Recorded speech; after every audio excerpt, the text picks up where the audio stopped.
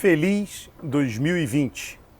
Que em 2020 o Brasil continue com as suas sólidas instituições democráticas. Este foi um dos assuntos que eu tratei de maneira recorrente no meu canal do YouTube. Venho batendo na tecla e acho que corretamente, quer dizer, estou em busca da verdade, não é? Que as nossas instituições democráticas são sólidas, que não houve retrocesso democrático. Bolsonaro fala, os filhos falam, a coisa lá, AI-5, mas as instituições eu sempre desafio, eu coloco lá, escrevo, eu quero que a pessoa que diz que há um retrocesso democrático, ela diga uma lei concreta, aprovada, uma lei concreta, que tenha diminuído o nível de democracia no Brasil. Ela pode, é muito comum que as pessoas mencionem falas de Bolsonaro. Quando eu peço que a pessoa mencione uma lei, ela diz, não, mas ele falou isso na tal dia, ele falou isso tal dia. Eu queria medidas concretas, uma medida concreta que tenha efetivamente reduzido, piorado a democracia no Brasil no ano de 2019. Aí a pessoa vai lá e me diz uma política pública. Ele limitou os conselhos. Olha, essa coisa dos conselhos, né, o que eu noto é que muitos conselhos foram mantidos. O que aconteceu, basicamente, foi que mudou o perfil de quem pertencia ao conselho. Antes eram pessoas com determinado perfil, de determinados movimentos sociais, e depois elas passaram a ser pessoas de outros grupos sociais, por exemplo, grupos religiosos. Né, e os conselhos continuam a ser ouvidos. Agora eles ouvem uma parte da sociedade que não era ouvida nos governos anteriores, e uma parte que era ouvida nos governos anteriores deixou de ser ouvida agora. Então houve alternância de poder, isso é próprio da democracia, as pessoas não compreendem isso. Eu sempre chamo a atenção, a regra na democracia é a alternância no poder. Né? Não há democracia, sei lá, o período mais longo de domínio de um partido político por meio do voto. Todo mundo menciona o PRI, PRI no México, né? Que tinha muito clientelismo, era uma política antiga, né? Que hoje não acontece. O PRI não domina mais o México já faz tempo. Então o PRI ficou 70 anos no poder por meio de eleições. Esse é o sonho de todo mundo. Né, tanto a esquerda quanto a direita gostaria de ficar 70 anos ou mais no poder por meio de eleições. Não acontece, né? Não é a regra, é a exceção. Né? O que aconteceu no Brasil, na alternância do poder em 2018, foi a regra e não a exceção. As pessoas mencionam, ninguém nunca vai saber se Lula tivesse disputado, será que teria vencido? Pode ser que sim, pode ser que não, ninguém vai saber. Quer dizer, houve uma reação muito grande durante a campanha eleitoral, no final da campanha eleitoral, uma rejeição muito grande ao que significou o PT no Brasil. Não é um antipetismo, eu tenho vídeo sobre isso, tá, no canal. Não é antipetismo, na verdade, o que foi mal avaliado foram os governos do PT. Talvez não o governo de Lula, né, mas certamente o governo de Dilma foi mal avaliado. Então as pessoas não queriam que o PT governasse novamente. Queriam que Lula governasse novamente? Pode ser que sim, nunca saberemos, repito. Lula não disputou a eleição, ele poderia ter ganho, mas também poderia ter perdido. A gente não sabe o que aconteceria, porque simplesmente não aconteceu. Né? E o que aconteceu foi o que nós vimos, o PT sem Lula, com os candidatos disponíveis, o candidato disponível foi Haddad e houve uma alternância de poder. Bolsonaro não fechou o regime, as pessoas mencionam concretamente o caso da Hungria. Só que ninguém foi lá na Hungria para detectar uma coisa que aconteceu. Não precisa ir, basta ler artigos sobre a Hungria. Em 2010, quando Orbán chegou ao poder a primeira vez, ele chegou com a maioria de 2/3 da Câmara dos Deputados. Quer dizer, lá só interessa a Câmara dos Deputados, é um regime parlamentarista. Com 2/3 ele muda a Constituição.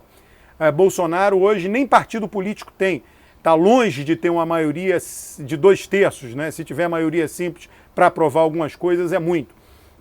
Então, nada disso aconteceu em 2019 e não acontecerá em 2020. Uma coisa que eu vejo, uma visão mitigada do fechamento de regime, que apareceu nas análises de final de ano, foi a visão de que se a economia crescer, ele vai se tornar mais forte. Se tornar mais forte, ele vai fechar o regime.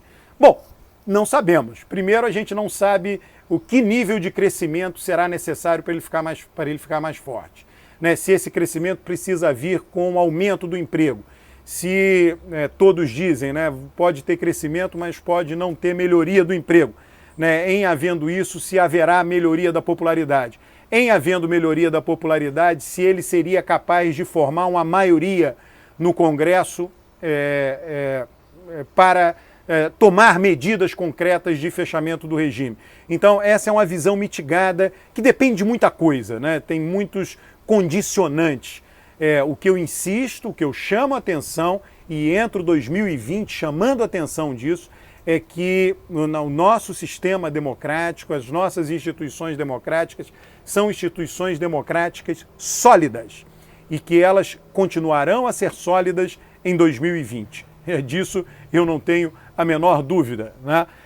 E que Bolsonaro terá muita dificuldade de tomar medidas concretas de fechamento do regime. Eu diria até mais, que ele sequer tentou, né? Ele sequer tentou tomar tais medidas e ele não tentará tomar essas medidas em 2020. Então, o que nós vamos ver é muita gente, 2020 vai ser uma repetição de 2019 no que tange a isso, no que diz respeito a isso, muita gente dizendo, olha, ele vai fechar o regime, vai se tornar um ditador, e nada disso acontece, lembremos uma coisa relevante, tá? Bolsonaro está totalmente colocado e ele vem se colocando, não só falou já isso em inúmeras oportunidades, mas os movimentos dele são nessa direção, para disputar a reeleição dele em 2022. Ele é candidato à reeleição, ele será candidato à reeleição. Quando ele afirma que gostaria de ter Sérgio Moro de vice, ele está basicamente dizendo, olha, vou disputar a reeleição e vou tentar montar uma chapa forte. Se necessário for, para que essa chapa fique mais forte do que a que eu já tive. Quer dizer, ele não teve chapa forte em 2018, né? A gente agora fala isso depois de saber o resultado que aconteceu. Ele simplesmente não tinha ninguém para ser vice. Janaína não aceitou ser vice dele, vários que ele propôs não aceitaram, vários políticos não aceitaram. A Janaína achou mais seguro ter um mandato de deputado estadual do que disputar a vice de um candidato que não tinha chance de ser eleito. Por isso que ela não quis ser vice de Bolsonaro. Então, o Mourão, né, que é um militar reformado, foi o único que aceitou ser vice. Só que agora mudou de figura. Então, sendo ele alguém com chance efetivamente de ser reeleito, não esqueça disso. Né? Agora nós estamos em 2020, dia 2, quinta-feira, dia 2 de janeiro de 2020. Bolsonaro sim tem chance de ser reeleito.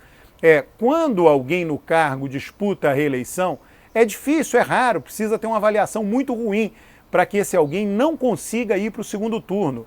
É muito difícil o Bolsonaro, hoje eu diria, olha, tem que haver uma debacle econômica, uma crise muito profunda, muito aguda, muito violenta, para que ele, disputando sua reeleição em 2022, não consiga ir para o segundo turno. Eu hoje, olhando muito de longe, é claro que é impossível, né? Não tem bola de cristal, mas ele tem todas as condições de ir para o segundo turno.